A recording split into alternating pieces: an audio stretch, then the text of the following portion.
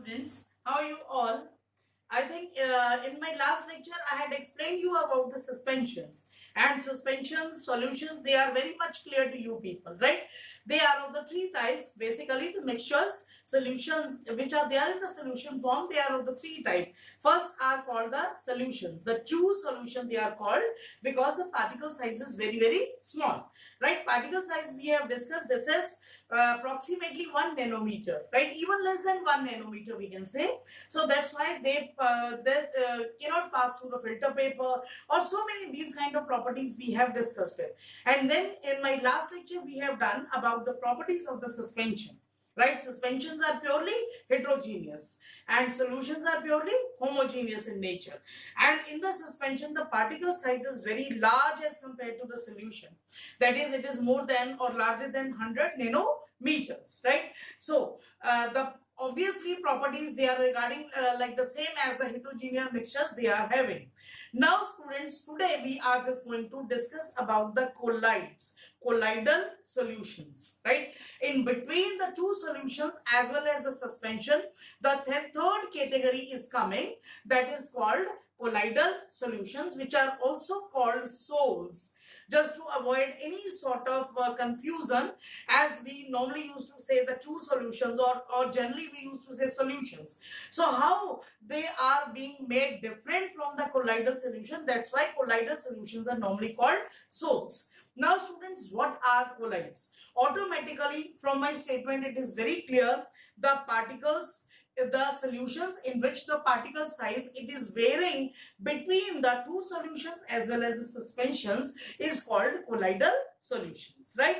So for example, now we will see first of all the simple definition, right? The milk is the example, blood is the example, fog is the example, mist is the example, smoke is example. So many these kind of examples are there which are there of the colloidal solutions. If we are taking the example of milk, are you able to see the particles floating there throughout the milk? Even you have put it in the transparent glass as such. Obviously, the particles, they do not. They seems to be uniform. They seems to be homogeneous in nature. Similarly, blood. Have you seen the particles separately seen in the blood? Obviously not. So means these are the third category of the mixtures in which they seems to be homogeneous, but actually they are heterogeneous in nature, right? Means the particle size, they are varying between the two solutions as well as the colloids, right?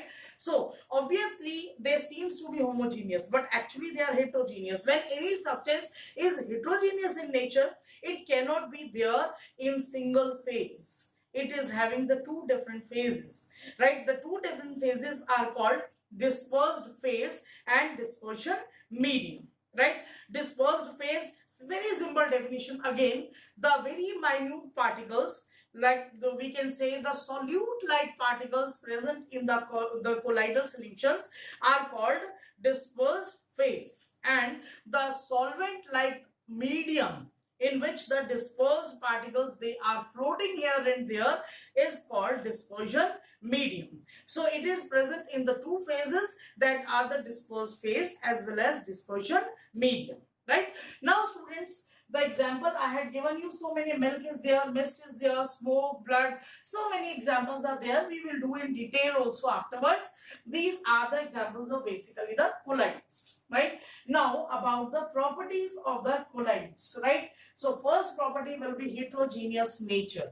As I have told you people, when we will see the colloids, even we will see under the simple microscope that we are not able to see the particles floating like in the case of the suspension, right? So we will take suspension in a beaker, the particles will be clearly seen floating from one place to another place. But with the even normal microscope, not with the naked eyes, with the normal microscope you will not be able to see the particles in the colloidal solutions, right? But ultimately they are heterogeneous in nature. They seems to be homogeneous. Similarly, the next property is size of the particles. The particles are very minute in size, right? That is, the size varies from 1 nanometer to the 100 nanometer. 1 nanometer, less than 100 nanometer is the size for the particles of solution. More than 100 is the size of the suspension. So the colloidal particles, they are varying in the size between a true solution as well as a suspension, right? So that's why the particles are neither too small like the solutions nor very large as the suspension. It varying in between. Next will be the filtrability, right? The particles we have seen just explained that they are very small in size, so automatically they cannot pass through the filter paper, right? Which filter paper? Ultra filter paper, very specially designed. Means the colloidal solution can easily pass through like the solutions with the normal filter paper. No particles will be stayed on the filter paper. But when the ultra filter papers, they are taken, very finely prepared filter papers, they are taken, only then the particles, they may stay on that particular kind of filter papers. Otherwise, through the normal filter paper, the solutions, the colloids, they like the solution, they can easily pass through, right? Now next will be the stability, right? So colloids are quite stable in nature. Particles no doubt are larger than in the solution, but not so large as in the case of suspension. So that's why we can compare them with the solution, we can compare them with the suspensions, right? So particles, they are even smaller, that they are stable in nature. When means the colloids, they are kept undisturbed for the longer time or for the short period of time, even particles, they cannot settle down at bottom. Have you seen the milk fatty particles settled at the bottom? When the glass of milk is given to you by your mom, so you have just forgotten to drink it, after some time you will be able to see the particles that you have ever seen the particles settle down at bottom? Obviously no, they will remain as it is suspended in throughout the milk, right? So automatically it's very clear, always remember the colloids, they are always stable in nature. Particles, they cannot settle down at bottom, right? So visibility of the particles, they cannot be seen with the naked eyes as in the case of the suspensions, right?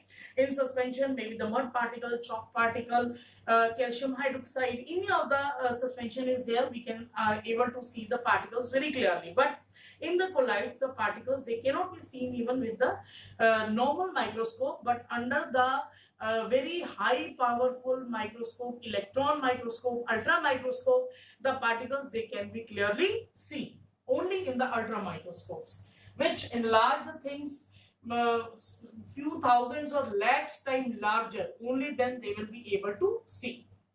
Then Brownian movement, right? Brownian movement means when the particles of the colloids, they will be seen under the ultra microscope, we will be able to see the particles moving in zigzag position, right? Like the pollen grains, they move in the water. This can only be seen because pollen grains are also very powdery structures, right? So they will be seen very clearly under the ultra microscope, moving in the zigzag path, right? Means that zigzag path by which the colloidal particles, they are seen under the microscope moving from one place to another, that is called the Brownian movement.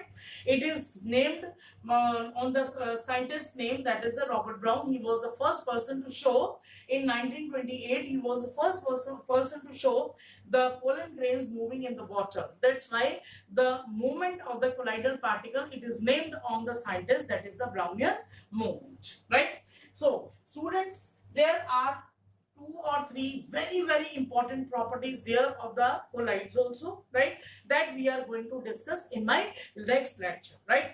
I need to explain you in detail those properties about the charges of the particles in the colloids. Similarly, how the particles, they can be coagulated with each other. Such type of very important properties we are just going to discuss in my next lecture, along with the very important applications in our day-to-day life of the colloids, right? So thank you, just to understand the simple property.